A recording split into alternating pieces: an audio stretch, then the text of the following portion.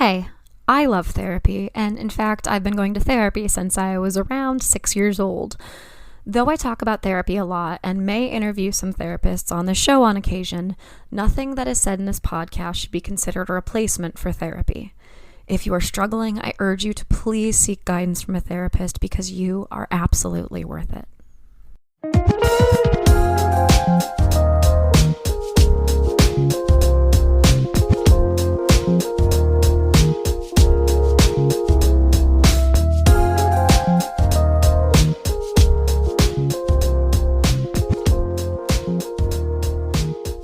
Hello, everyone. You are listening to Wine, Dine, and 69, a podcast about dating, relationships, sex, and self-love. I am your host, Rachel Dalton.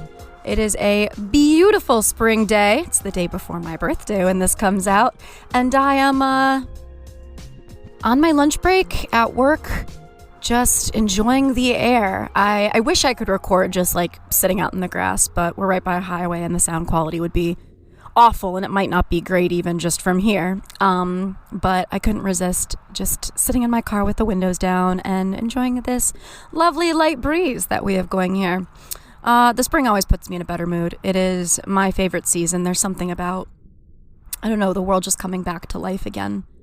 Speaking of life and plants, and yeah, today's episode is very different from any episode that we have done before. We're going to be talking about weed and how it affects sex. Pretty incredible topic that hasn't really had the opportunity to be studied a lot. And so my guest actually did do some studies on it and is going to share her results in the episode. Before that, though, a little updates. I don't know. A few episodes ago, I talked about some of the sexual methods that I was interested in trying. So talked about trying the Kiven method, and I said I'd go into more detail. So here I am, which is when you go down on someone who has a vagina, and instead of your head being vertical, like up and down between their legs, your head is horizontal. So you're kind of like eating them out sideways. And it's just different. It hits some different spots. It gives better access to use your fingers, which, hey, people with penises like it when hands are involved in blowjobs. Wouldn't like it when fingers are involved in oral too. So give it a try. I think it was a very interesting experience. And I mean, who's going to complain about experimenting being eaten out? So the other thing that I talked about was the cat position, CAT position, which I think was made popular by, or was at least mentioned in that, what was that stupid TV show about the woman who has like a sexual awakening and is like, I don't remember. I talked about it like maybe like a year or two ago, and I was not impressed with it. What is it called? I don't remember. She has like this like husband who's like pretty straight-laced, but then she has this like ex-boyfriend, this like blonde ex-boyfriend, and it's like the girl from the L Word. Does this ring a bell for anybody? Anyway, this position I think was kind of popularized by that. It's penetrative, so a penis and a vagina, but instead of in and out motion, which stimulates, it stimulates the vagina too, but you know, that's what makes a penis do what a penis does. And instead of actually going in and out and using that motion, it's more of a grinding. I think it's also known as grinding the corn, which not really sure where that came from, but it's a visual that I'm not the biggest fan of. So the idea of that, it's called the coital alignment technique. And the whole idea is that while you are being penetrated, if there is enough grinding, it is stimulating your clitoris. Why couldn't I remember the word? Highly recommend. It's just different, and depending on, you know, our shape, sizes, bodies, and whatever, it will be different for everybody. I personally love clitoral stimulation, so it was a thumbs up for me, but some people, you know, might prefer the deeper penetration because with the cat position, it's more about the grinding than it is going deep. But it's always something that you can try adding to your sexual arsenal. arsenal. Speaking of the other thing that we talked about a few weeks ago was the A-spot. I've not had a chance to try this yet in the few weeks since we released that episode, but I do want to talk about what it is. The A-spot is, I believe it is called the anterior fornix. Fornix. And it is inside the vagina, just past the G-spot. And it is apparently supposed to be like even more intense than the G-spot. So apparently that's kind of hitting the back area of the clitoris, which again is much bigger than we think that it is. Look up a diagram if you're not sure what I'm talking about. And it's supposed to be a very, very intense orgasm. It's supposed to be kind of hard to find, but again, it's just past the G-spot. And if you need to figure out how to find that, put your finger out and make a come hither motion. If you are doing that inside of a vagina, that should get you somewhat close to the G-spot. It's a kind of like leathery patch about the size of a dime. I feel like I have all this like weird information stored in my brain that I definitely have read, but it kind of sounds like I'm just reciting statistics. I have no statistics in front of me. These are just what I do in my spare time is research the different cutting edge sexual techniques and I guess try them out. Okay, but another thing that was tried out. In this episode, you hear me say that I have never had sex high. And that has changed because this conversation that I had with Amanda maybe like 2 months ago inspired me. And I wanted to see if it felt different. You know, there was a ton of research that she did that she talked about. And I was just curious. So gave it a shot and definitely can confirm that all of the sensations were just really much more heightened. Everything was more sensitive. And it was just kind of a cool, like dreamlike experience. Highly recommend, 10 out of 10. Would do it again, will do it again. So yeah, I think those are the main ones that I talked about. I talked about the Kiven method, I talked about coital alignment technique, and I talked about the A-spot. Then I talked about high sex.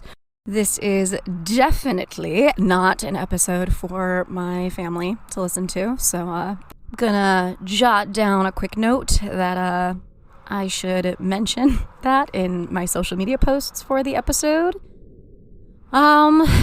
But yes, Amanda and I jump into the topic of marijuana. I don't know a ton about it. You know, I'm not a person who generally smokes. I'm a singer, so, I like to protect my voice, but I have dabbled in edibles a bit and have found that really works for me. And it's fascinating to me that different types of marijuana, the way that you consume it, and the different strains that you can find can affect you differently. So we talk about that. We talk about the anatomy of cannabis, which I really didn't understand before. So it really is an episode chock full of information, not just about sex and not just about weed, but, we also talk about the stigmas surrounding doing this type of research, the pitfalls, the types of feedback that Amanda got. It's really quite fascinating. And as someone who used to work in academic publishing, it was kind of, dare I say, nostalgic to kind of go back and observe the process, the scientific process, and, read her article. It's really good stuff. So it's obviously something that is still being studied. We're learning more about the effects of marijuana on the body every day. And with that, we're going to be learning more about how it impacts our sex lives. So let me know your experience with sex when high, with the Kiven method if you tried it, with the cat position, with the A-spot, with all of it. I feel like I was one of very few people that I know anyway who had never had high sex. So I was pleased to be able to give it a try, and definitely something I want to do more of in the future. But yeah, let me know. winedinedallportsopen.com. I would love to hear from you and get a sense of what other techniques you have tried to enhance your sexual experiences. Cool. Okay, now that I have aired my dirty laundry, let's get into the episode. I'm going to cut to a quick commercial break. Fantastic Escapades, which I mentioned in this episode because it kind of goes along hand in hand. If you haven't listened to that episode, I definitely think you should go check it out, episode 59. And I'm going to cut to that quick commercial break, and then please enjoy my conversation with Amanda. So, CBD is great, right? Sex is great, right? Okay, so what happens when you put the two of them together? What you get is a Honey Pot CBD-infused personal lubricant. Created by a couple who is wonderfully in love, Dennis and Jesse, Honey Pot is the perfect lube to level up your sex life. They also have an intimate romantic massage oil to get you revved up and started, called Romantic Escapades. You're definitely going to want to try these products. This wonderful couple put a ton of work into them, and if you want to learn more about them and their story, you can go ahead and visit that episode 59. Wouldn't it be great if it were 69? It really would have been. Oh well. Anyway, give Honey Pot a try, give Romantic Escapades a try, and let me know what you think. You can go and learn more about them at fantasticescapades.com.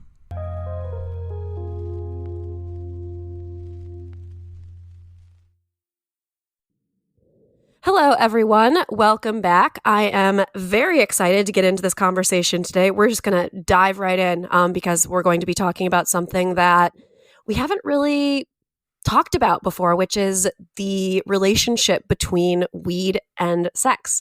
And to have this conversation with me today, I have Amanda, who has studied this at length. Amanda, how are you doing today? Hi, I'm great. How are you? I'm doing very well. It's spring, which is just... Yeah. That means life is good. Getting warmer, yeah. Exactly. Like I said, I'm super excited to jump into this today. I'm going to say right off the bat, I know we talked about this before we hit record, but I do not know much about weed because I was very much a goody two-shoes growing up. I didn't drink, I didn't smoke or anything. So I don't know much about it, but I'm excited to learn. Let's start with you just telling me a little bit about you, where you're from, what you do, and how you came to be here. Yeah, so I now live in Denver, Colorado. But before this, I was actually in North Carolina, where I was in college. I went to East Carolina University, and I actually started off with a major in human sexuality, which is something that I didn't even know that I could major in until I actually got to college. I thought I was going to work with animals. And I guess I am working with animals, but of the human variety. and so I majored in human sexuality, and it wasn't until I got to grad school, I was still at ECU, and I started coming out of what I call the cannabis closet. Meaning I just started telling more people that I smoke weed and that it helps me. And I wanted to express this to, funny enough, my professors, because they saw me as this top student who always turned her papers in early because she was too anxious that something would happen before the deadline. Oh, man. And I wanted to tell them, hey, so I literally went to each and every one of my professors' office hours just to tell them that I smoke weed. And a lot of them were like, okay. Why are you here? And now that years have gone by, I've realized that I think it was more so for me.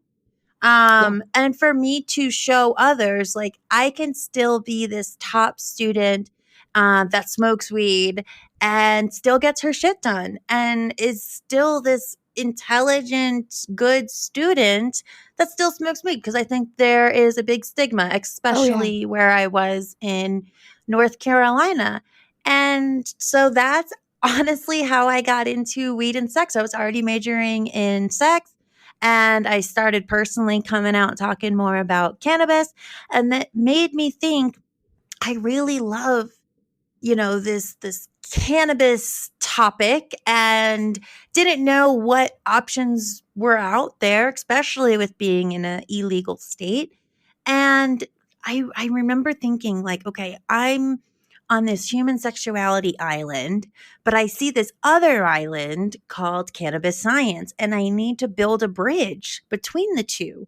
And then I had this epiphany moment, and I was like, oh my God, I want to know how cannabis affects your sex. And I tried to look up some studies on it, and there really wasn't anything. And I knew anecdotally there has been many people that says, "Oh my God, having sex on cannabis or after using cannabis is amazing." And I'm like, well, I hear people talking about it sometimes, but there's really not anything out there scientifically.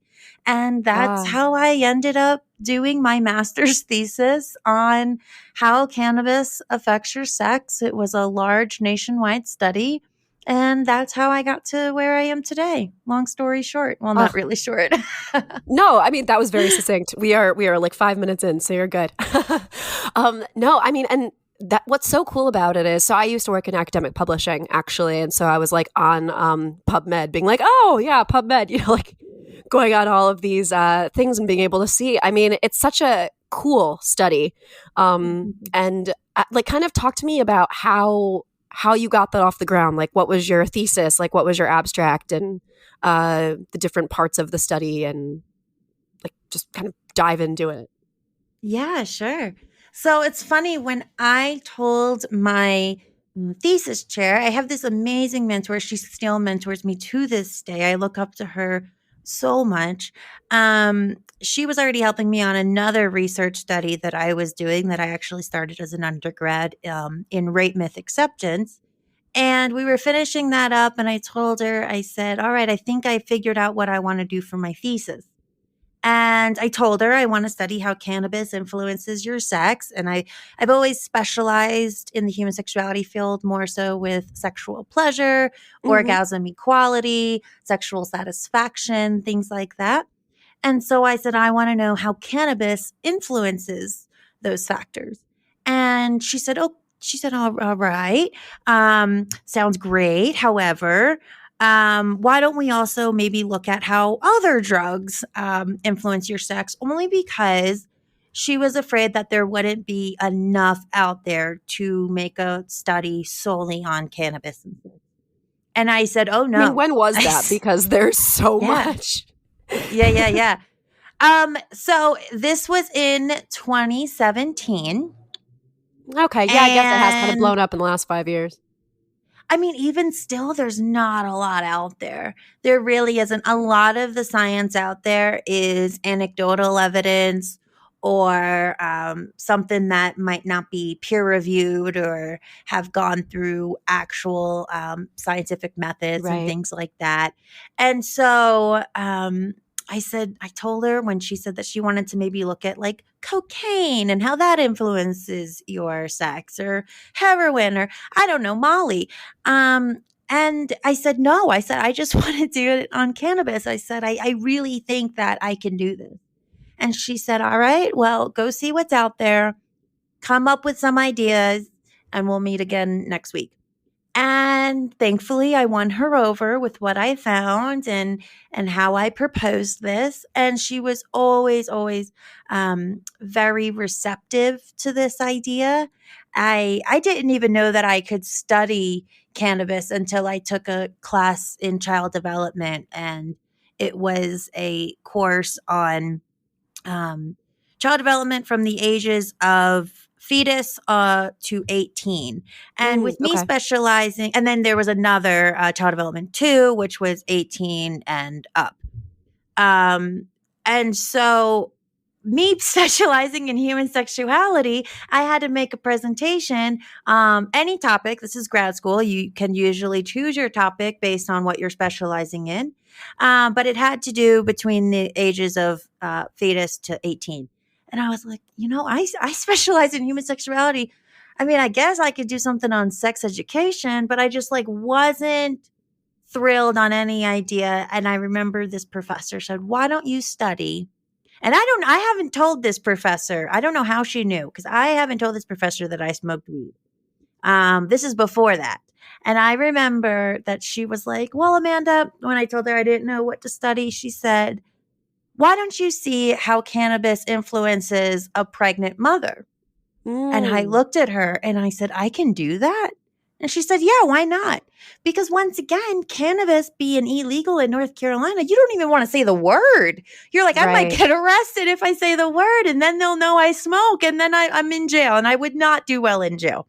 And so when she said, why don't you study how cannabis influences a pregnant mother? I was like, I had no idea that I could even do that. And that was another spark that really lit the path that I ended up going on. And so for my thesis, when I finally told my thesis chair what I wanted to do, and she accepted it for the proposal that I made for her. It ended up being a nationwide study. It was a survey. I had ultimately over 1,500 participants, although the article that was recently published only analyzed 811 of those Okay. participants.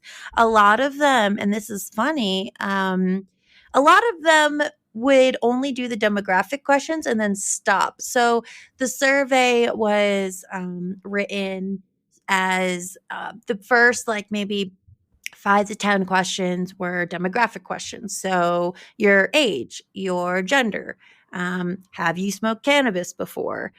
Just basic questions like that. What state you live in, things like that. And Right. then after that would be the actual questions on cannabis and sex and how they influence each other. But a lot of times, and we had hundreds of people that only did the demographic questions and then stopped.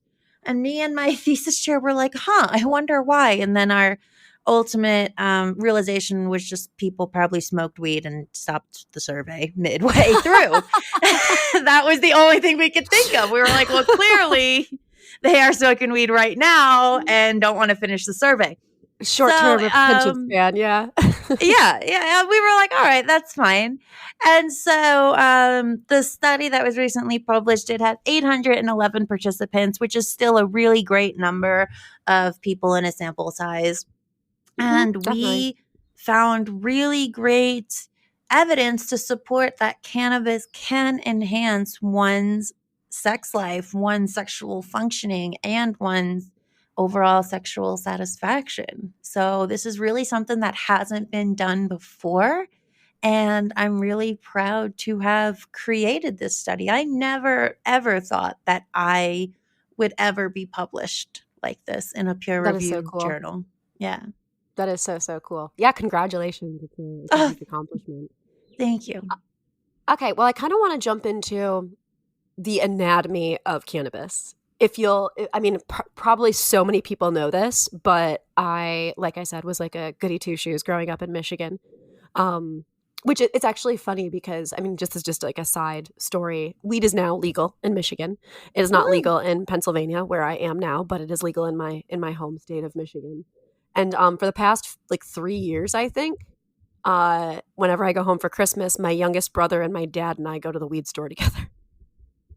I love it. Family bonding. But yeah, in terms of like the anatomy of cannabis, I know that there are different parts that are mentioned. There is CBD, there is THC. Do you mind like diving into that a little bit? Yeah. So to start, CBD and THC. So those are called cannabinoids. So that is the umbrella term. And there are over 250 that we have discovered already cannabinoids. We think there are, and when I say we, just like researchers, scientists, things like that, think that there are even more than 250 cannabinoids. But the most common ones that people hear about are THC and CBD. Okay. And but now, I mean, if you go to a dispensary, you'll find CBG, you'll find CBN. And so there's so many different cannabinoids. Like I said, over 250, and they each have their own specialty. So THC is known as the psychoactive cannabinoid. This is the cannabinoid that gets you high, right? Mhm. Mhm. CBD does not get you high, but it does help with maybe inflammation. There's some studies that say that. There's some studies that say it can help with pain relief or sleep. And what I want people to know as well, because now that CBD has definitely had an influx of popularity these past couple years, is that cannabinoids work best when they synergistically work together, meaning they work best when they are together, not separated. And I say that because with the popularity of CBD, I have seen a lot of, tinctures that are only CBD.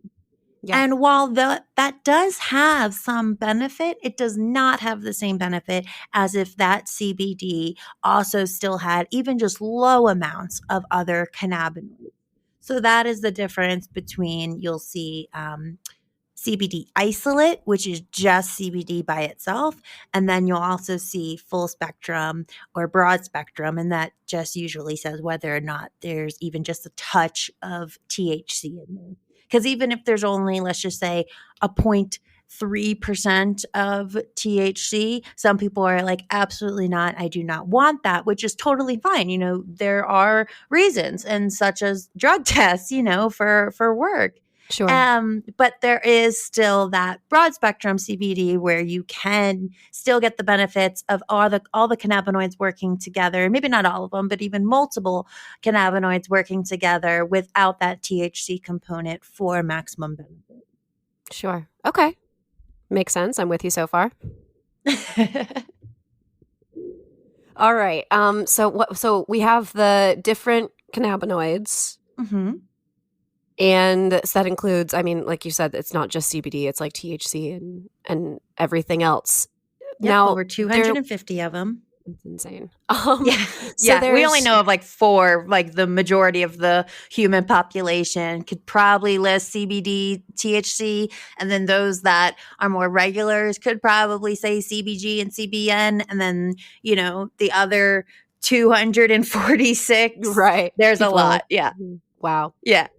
And so weed, I mean, what we're smoking or what we're consuming is the actual, they call it the flower, right? The flower part of the plant.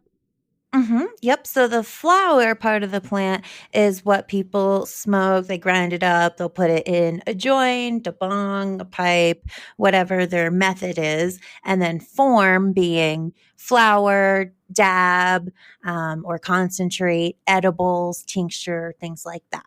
So I Got it. did Okay. measure different forms of cannabis use and different methods of cannabis use as well, in relation to their sexual functioning and satisfaction.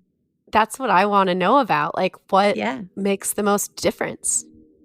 I mean, I imagine it ranges from person to person a little bit, but overall. A lot of it. Yeah, a lot of it.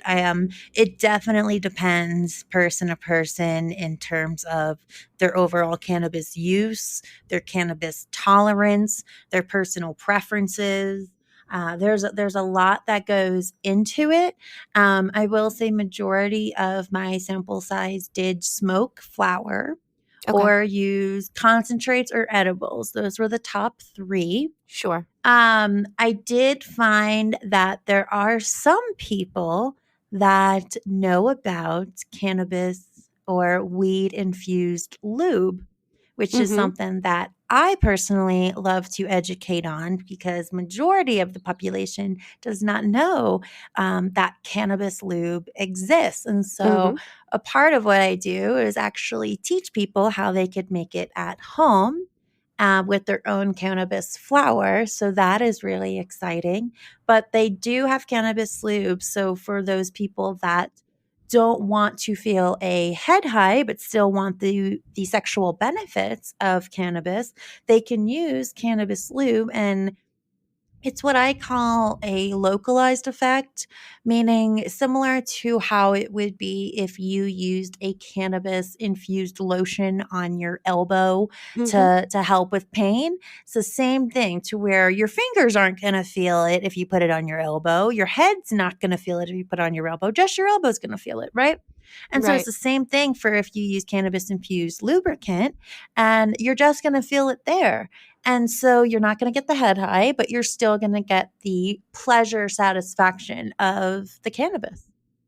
Yeah, I've used I had a couple on my show maybe about a year ago, married couple, and they created some CBD based lubes. Um, their brand was called Honey Pot. They're incredible.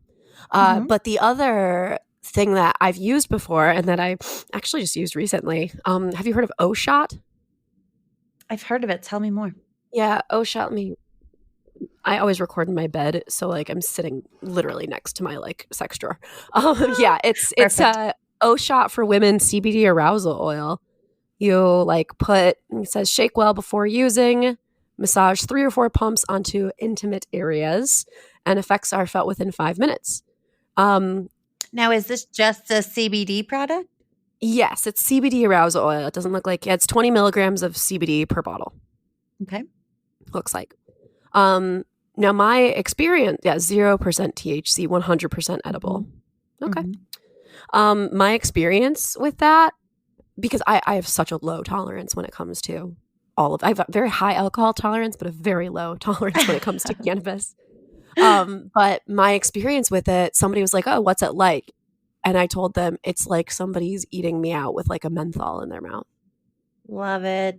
Like, I was like, I don't know how to explain it other than that. And it's bad because like when I use it or when I take an edible, I find that I'm not ever like fully satiated. Like I could keep going over and over and over again.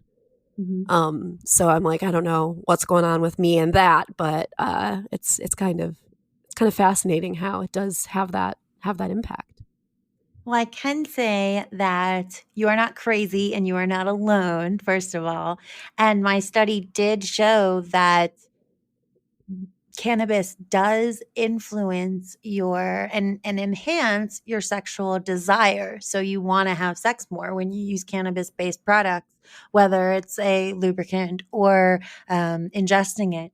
And so that is very normal and something that I have shown to actually be a positive. And so, but also, I wanted to say that a lot of these products, and this is what a lot of people don't realize, and this goes back to being a sexologist and still worried about, overall sexual health, is that cannabis binds to fat molecules. Meaning, a lot of times these products are made with oil, and you cannot use oil-based products with condoms. Correct. And so with our, hookup culture, which trust me, I fully support. However, I also very much advocate for condom use, STI testing, things like Safe that. sex. And so we Yes. just absolutely.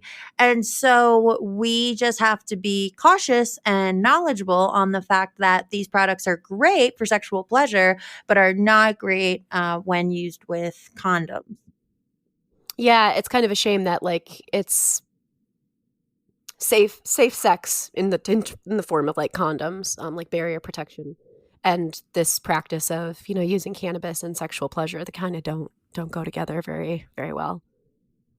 Well, it can definitely go together if you are inhaling or ingesting cannabis, because then you're not worried about. But you just wouldn't be able to use Topical. the cannabis lube, right? Sure. You could maybe use the cannabis lube on your nipples, on your neck, wherever you want to put it, just for relaxation purposes. But I would hesitate to use it anywhere near a condom would be, just because you don't want to disintegrate that latex. Yes. Yeah. No, that's a big no-no. Definitely something that we should be talking about in sex ed more. In this study that you did, so it sounds like the majority of people were using it, inhaling it, using edibles, or what was the top third one? Concentrate. Concentrates. Okay, right. So like Now, dabs and wax, yeah. things like that. What were some of the things that you tried to measure in terms of sexual satisfaction? Was it like, kind of like I just talked about, sexual desire? Is it like being able to maintain an erection? I know that there are, full disclosure, I have never had sex with ingesting cannabis. I've, had it and relaxed solo, and, had it on like a night out or something. But my boyfriend's actually been trying to tell me that we should give that a shot because I'm ready to try new things. I got you, But girl. I got you. yeah, I'm excited. I'm excited. So yeah, it's really interesting to me, and I'm just kind of curious about, I know in my own solo experience how it affects me, but when you were doing this study, what were the different things that you measured in terms of sexual satisfaction? Yeah, so I measured both sexual functioning as well as sexual satisfaction. And I also want to say that with sexual functioning, your body and satisfaction really, your body goes through the same physiological responses whether you are by yourself masturbating or with a partner. And so a lot of what I studied actually could look the same with or without a partner because, Oh, like I okay. said, your body goes through the same Right. physiological responses with or without another human being. However, I did also look at intimacy and emotional closeness, which would, probably include someone else there. And I did find that that definitely does increase or Okay. enhance. In terms of sexual functioning, I looked at just overall relaxation, and I found that cannabis does enhance that as well, making you much more relaxed. And I will say, as a sexologist, when you are more relaxed physically and mentally, you are more likely to orgasm. Mm-hmm. Especially for females or vulva owners, because those that hold tension, especially in their pelvic floor area, could make it hard to relax enough to experience an orgasm. Definitely. I also looked at sexual desire or your libido, sex drive, whatever you would like to call it. Did find that that is overall increased, especially for females. I also looked at your physical pleasure, that was increased. I looked at the ability to achieve and maintain an erection. I did Okay. not find that cannabis had any negative influences. This was actually very surprising for me as a researcher because the few studies that were out there, while they were done in the 70s, and cannabis especially has changed a lot since then, it's much more potent than it was back in the Definitely. day. But those studies actually said that cannabis would make it harder and more difficult to achieve and maintain an erection. And so for me to find otherwise was actually very exciting for the Huh. research literature. Yeah. And Yeah, I've heard that too. Fascinating. it'll definitely depend once again on the person and the Sure. method they're using and the dose especially, and how frequent, they use cannabis, so how high their tolerance may be. And it could be varied on what method or form they're using. So for instance, someone that smokes every day could take an edible and still have issues with achieving and maintaining an erection. But if, let's just say, he smokes, he doesn't have that issue. So it could Interesting. definitely vary even with that person for sure. As for lubrication for females, I found that it generally does not have a negative effect. However, I am analyzing my qualitative data now that has not been published yet. And I'm finding that there are some women that experience dryness with um, cannabis use. And so the verdict is still out on that one. We will Okay. see. Um, then we also looked at the ability to orgasm that was much more increased or enhanced, same as the intensity of the orgasm. So you're much more able to experience an orgasm. And when you do, it's much more intense, as well as I also found you're able to have multiple orgasms. And that's especially for females or people with Right. vulvas. Right. Also, the duration of sex seems to increase, as well as the ability to repeat sex after orgasm. So it's all just so fascinating to me, but I Yeah. guess I'm definitely biased. But these are things that just haven't been studied before, especially in the manner that I have. And so, yeah, I'm really excited to share this all with you.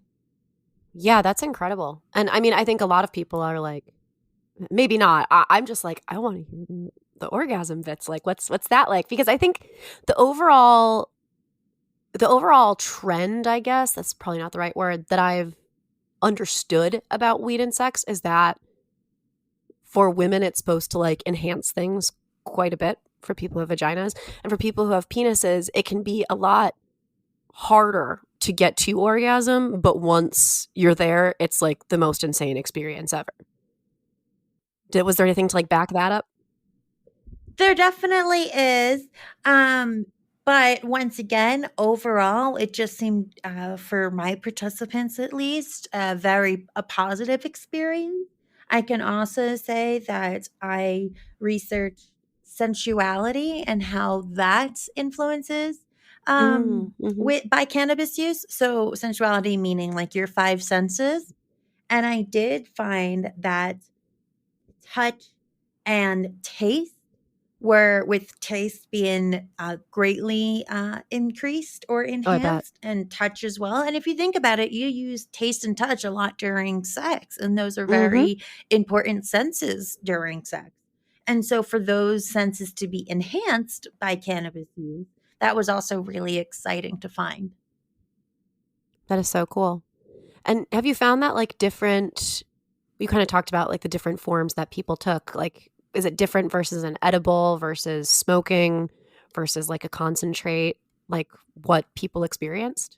I mean, I guess the variable here is that every human is so different and has their own biology and preferences and everything, right? I mean, that's the Absolutely. I problem with mean, every study. yeah, well, yeah, and I could take a edible and have a different experience having sex.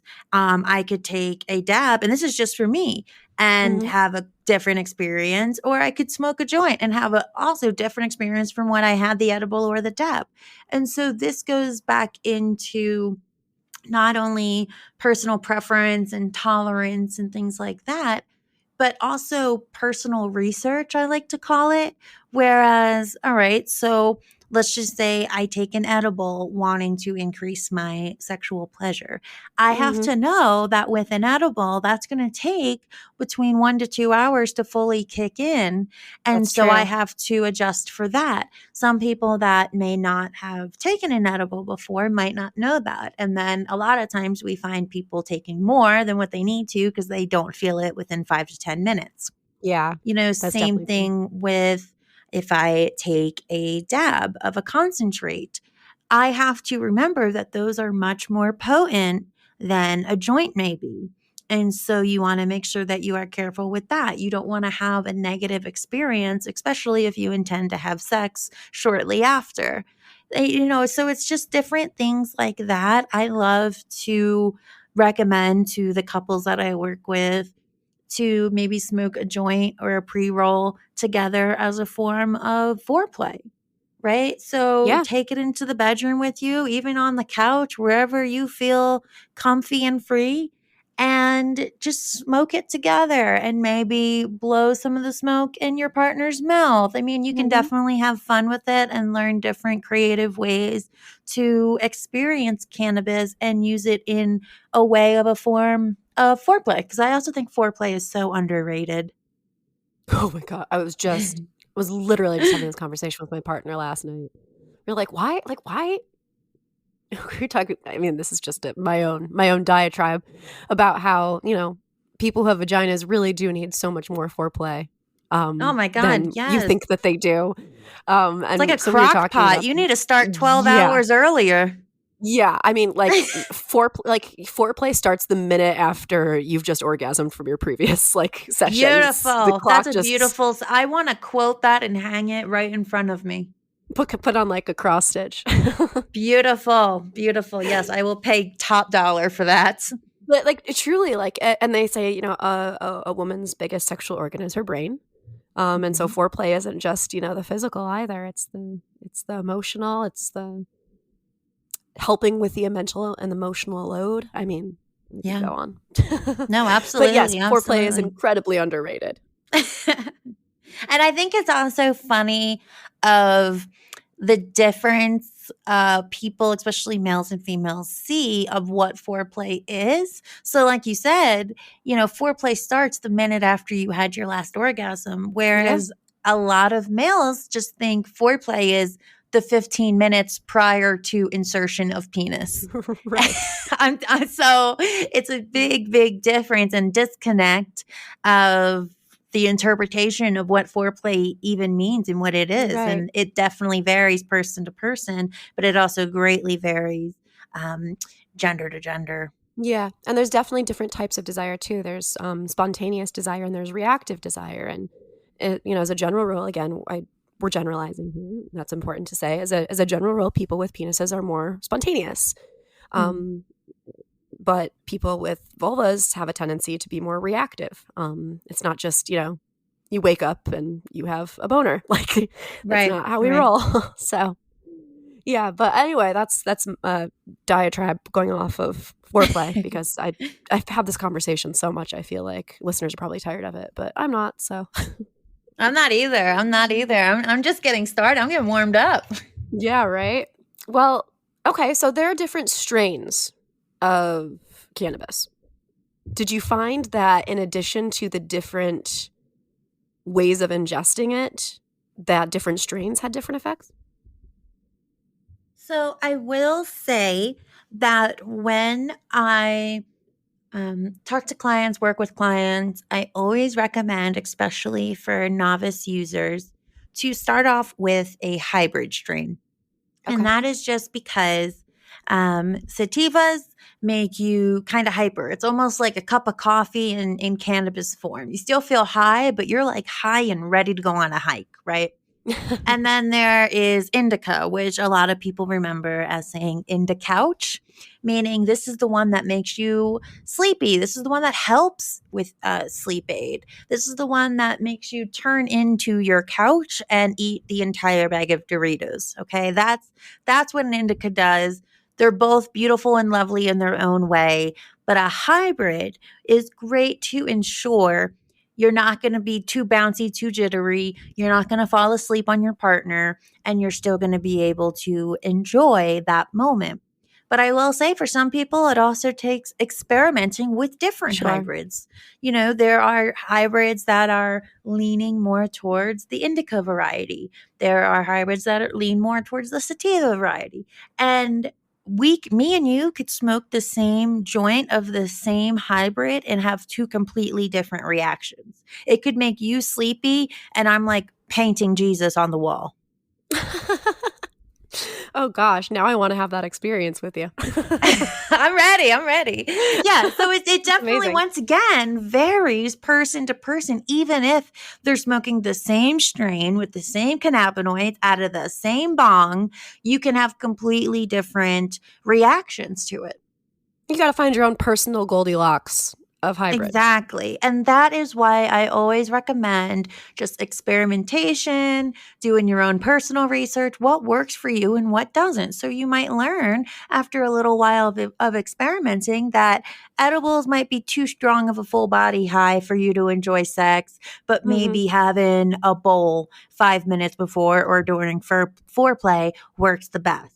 And maybe for your partner, it could be the opposite. They prefer to take an edible an hour before sex to be fully ready and good to go, and the edible has peaked, but not like to smoke beforehand for whatever reason. So it definitely varies once again. So it sounds like, you've done this overall study in terms of looking at how this has impacted different people, but it sounds like individuals and or couples need to do their own little mini studies as a part of your larger study to kind of figure out like what works for them and how they interact with the different types of ingesting cannabis. Exactly. And so that is actually how I started Weed Love Sex, which is the space for me to educate others on different platforms and in different ways. I work with audiences for presentations, as well as just working with couples and helping them guide them on their own personal research of what may work, what doesn't work, and hopefully to get them to the best sexual satisfaction with using cannabis that they can. Amazing. And I think too that there are, we talked about how there are all these stereotypes about people who use cannabis. Um, but I imagine that if I were to ask you the question, which I'm going to ask, the type of people that you work with, I'm going to guess that it doesn't look like what like we might think that it looks like. Am I correct on that? Yeah, absolutely. I mean, the general public would be so surprised on the people that smoke cannabis. So we see police officers, we see people in the military, we see doctors and surgeons and people that you would not expect, lawyers and all sorts of people of different demographics, of different professions, all different ages. I will say that the participants that I studied varied from ages 18, which was the minimum age to be a part of the study, all the way to 86. Yep. And Yeah, so that's not surprising at all. all of them, and the bare requirements of to be in the study was you have to be at least 18 years old and you had to have used cannabis in the past. So I have data from people from 18 years old all the way to 86 who have used cannabis of, like I said, different careers, different states, whether they're even in legal or illegal states. I mean, it definitely is surprising to many people on the various different people that use cannabis, and for ultimately various different reasons, whether it's recreational or medical. Exactly. And I was going to say, like, we didn't even get into there are so many medicinal uses for it. Like you said, it can help with inflammation. I mean, there are lots of cancer patients that use it for pain management, lots of people with chronic illnesses that use it. So it's not just increasing pleasure or satisfaction. It's a pain reliever too. Yes, I mean, I can't make any medical claim, but there are definitely studies out there that show that it Sure. can really help people, and a lot of anecdotal evidence of people saying it really helps me Mm-hmm. for reasons X, Y, and Z. And who are we to judge, or who are we to say that you can't use something that helps you and promotes a better life for you and an overall better well-being? I mean, those are things that I support and I want everyone to experience and have lifelong. And so if cannabis is what helps you to get there, I'm obviously all for it. Yeah, no, absolutely. That is so cool. Now, you work as a consultant with people, and we just kind of talked about how the type of people that you work with ranges. It's not, I feel like in like the 80s, like there was this idea of the stoner kid, like in like the Breakfast Club or whatever. And that's just like that's not what it is anymore at all. And that's kind of brings it back to your story about when you were in college and you wanted your professors to know, look, I can be this high achieving student who is like this and still, it doesn't, these personalities and interests don't exist in a vacuum. Stereotypes. Yeah, Mm-hmm. that's exactly why I did it, because I wanted to dispel the stereotype of what a cannabis user looked like and how they acted. And I wanted to show them, like you said, I can be high achieving, successful, and still use cannabis even on a daily basis. Yeah. No, and I think that's really brave, especially, being in the South at that time. So Oh, thank you. I never considered it brave, but that's very sweet. I Bold think for it is. sure. Confusing Yeah, for my definitely bold. professors. They were like, Yeah. all righty then. Thank you for coming to my office. Thanks for And sharing. I'm like, I okay. guess. Yeah. And I'm like, thanks. I just wanted to let you know. Bye. Yeah. I'm like that too, though. I'm very much like, hey, I'm gonna like word vomit like everything at you, and you know, if you're for that, then you're my type of person, and if you're not, then we might not be compatible. So I'm like, I'm good going to to know tell you early. whether you asked for it or not. So I smoke weed. Just wanted to let you know. Thanks. Like, oh wow, okay. But when you're working with these people, I imagine you work with both individuals and couples. Is that correct? Correct. Yes. Okay. Well, what kind of like questions or concerns do they have when you're working with them? I mean, are some of them first time users, or are you generally working with people who have some experience with the use of cannabis? Like, what are some things that people ask you about or are worried about? Yeah, a little bit of everything. I see people that's never used cannabis before, but's heard that it can help them with sex and they wanted to maybe experience that.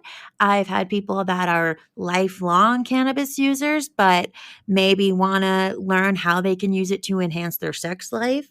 I've had people come to me with sexual issues, such as it's maybe difficult to achieve an orgasm or difficult to relax during sex or maybe get out of their head. And so this is how I use not just cannabis, but my education and background to possibly help them achieve whatever goal that may be. And I also want to preface with I don't say cannabis is the answer to all the problems because it's not. It can definitely help with some, but I don't want to say it's the answer for every situation because that is definitely not the case. And it might not be for many people, but for those that it does help with, I am here to help guide them on what that might look like. But I also want to make known that that is not my answer for everything by any means. Of course. Yeah, because once again, we can talk about sexual functioning and how to better your sexual functioning and overall satisfaction. And that can be with a partner or without. I mean, you can have masturbation and go through the same exact physiological responses, once again, with or without a partner. Yeah. No, it is. It is the same. The body's doing the same thing in reaction to the. And a lot of times you see a lot of the same satisfaction afterwards. Mm-hmm. Okay. And so, what does a typical, if you're consulting with, let's say, a couple, like how do you generally start talking with them about this? Do you encourage people to keep a journal? Because we kind of talked about how they kind of have to do their own mini studies, which personally sounds, I mean, who doesn't want to like smoke weed and like have sex and like report on the results? That sounds Yeah, great. and figure out how it felt. And I mean, Like that sounds absolutely. great. That definitely keeping some sort of tracker Okay. on what you used, how it felt, how it made you feel, sort of thing. And if you have a partner, discussing it with them. And a lot of it is hearing what they want to fix, what they want to improve on, and using my education and background to help them with that. Once again, my background is in human sexuality. So Mm-hmm. I can still help as a sexologist with or without the cannabis. Right. And That's so, true. but what I specialize in is how you can incorporate cannabis to maybe enhance some things. But once again, my background's in human sexuality. We could go all day without even talking about cannabis at all. Sure. Yeah, it's a great umbrella. I mean, you've just really honed in on this niche. I think that where there's a need. I mean, I think that there are a lot of people in the world who, for whatever reason, they're not feeling satisfied sexually, whether by themselves or, with a partner. And you have this really cool intersection of interests here that you've honed in on with cannabis and consumption and how it impacts people in the bedroom. It's really, really fascinating. What has been have you gotten any like negative feedback from this? I know that you were in North Carolina, which, again, was maybe not the easiest place to be when doing the study. Yeah, being in North Carolina, especially starting off as a sexologist, I felt very much like the conservative parts of North Carolina, especially, were already like, whoa, what do you mean you study sex?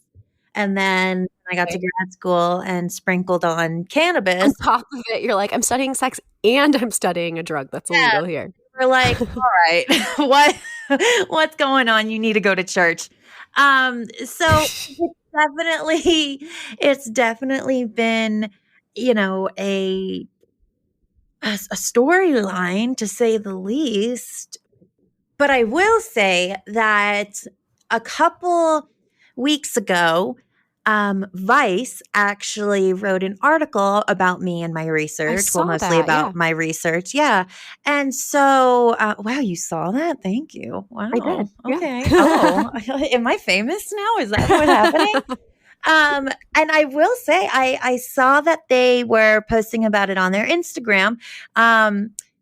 But you know what's actually funny before I even get to that? How I found out that Vice wrote an article about me was because I was scrolling on Twitter and someone retweeted it and put something like, Vice is now talking about things that we already know.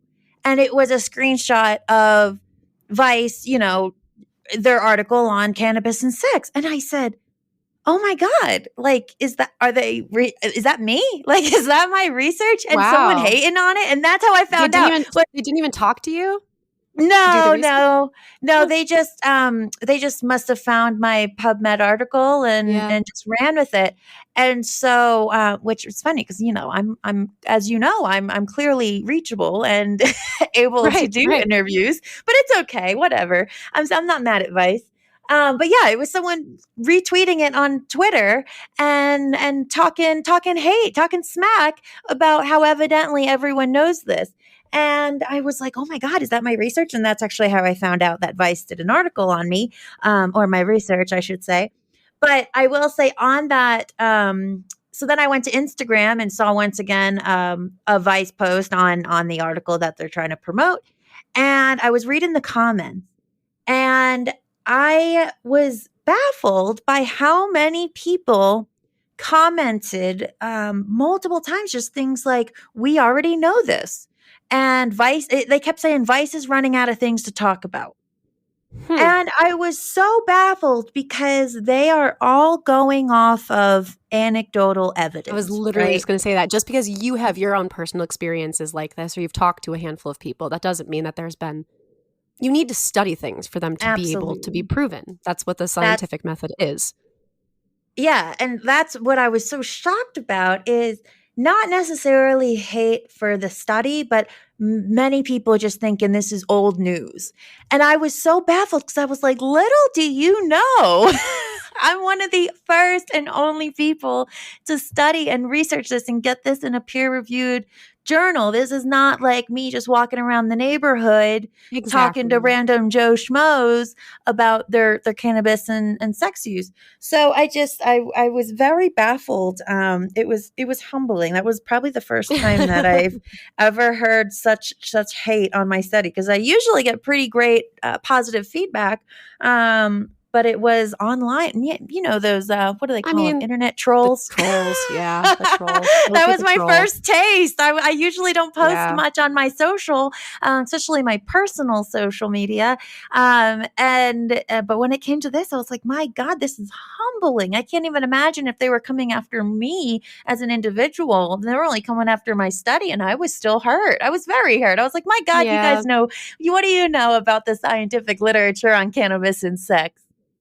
That's the thing is, I've heard rumblings about the impact that it's had on sex for like a while, right? But that doesn't mean that, like, you didn't just study, people who, smoke cannabis have better orgasms. That's like, my guess is the people who were like retweeting that didn't read the entire article and read like what the demographics were of the people that you studied, what the different like ways of measuring were, any of that. They just saw the title, and people on the internet like to be really negative. So I'm sorry to say I'm not surprised, but I'm not. No, I mean, that's okay. That was just my first taste of a personal attack of the internet trolls, and I was so humbled. I was like, my God, is this what, like, get a life? What are you doing? All your negativity, get it out of here. We don't need none of that.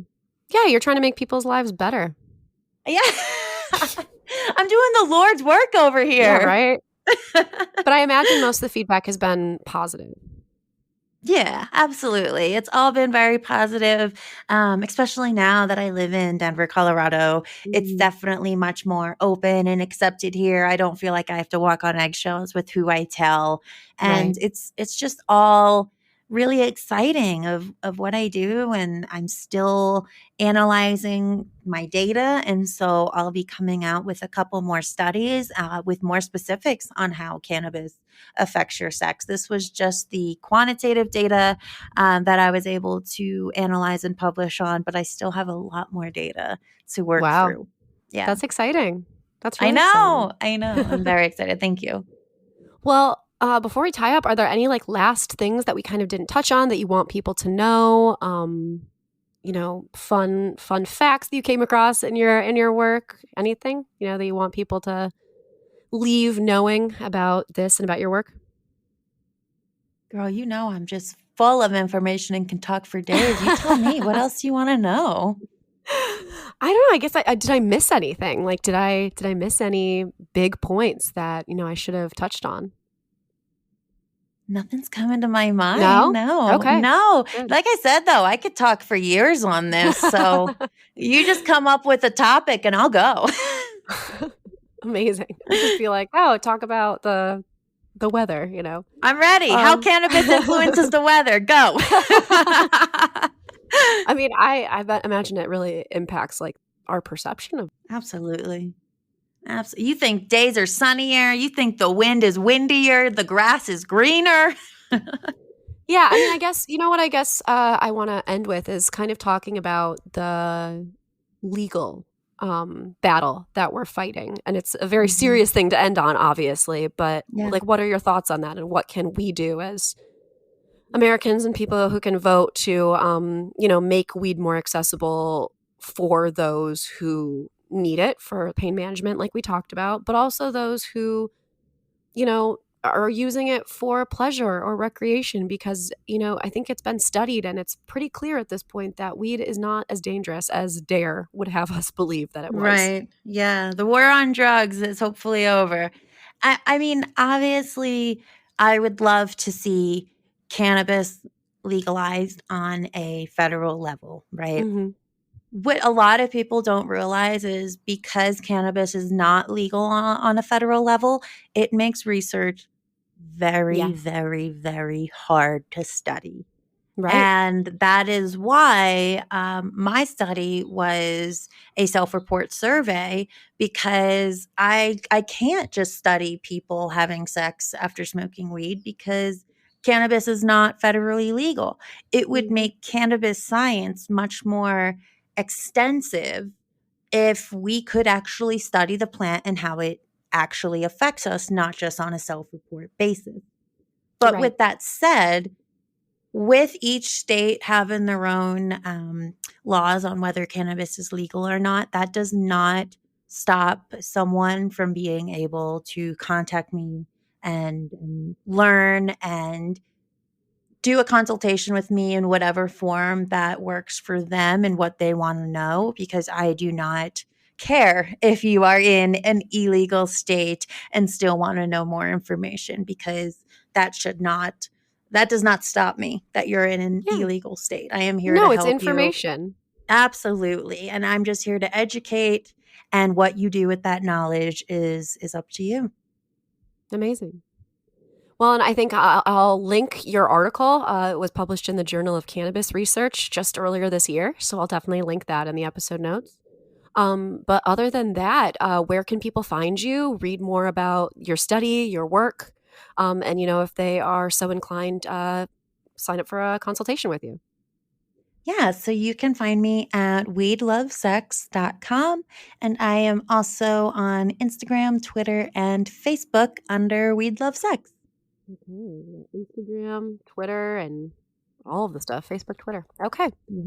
Great. Well, thank you so much, Amanda. This has been really enlightening. And honestly, it just kind of makes me excited to do my own little mini study on, how I'm mostly an edible girl. So maybe like different types of edibles and how they'll impact my sex life, which I'm sure will make my boyfriend very thrilled. So I'm so excited for your personal research, for your experiences. Tell me how it goes. And obviously, I am here to help in any way.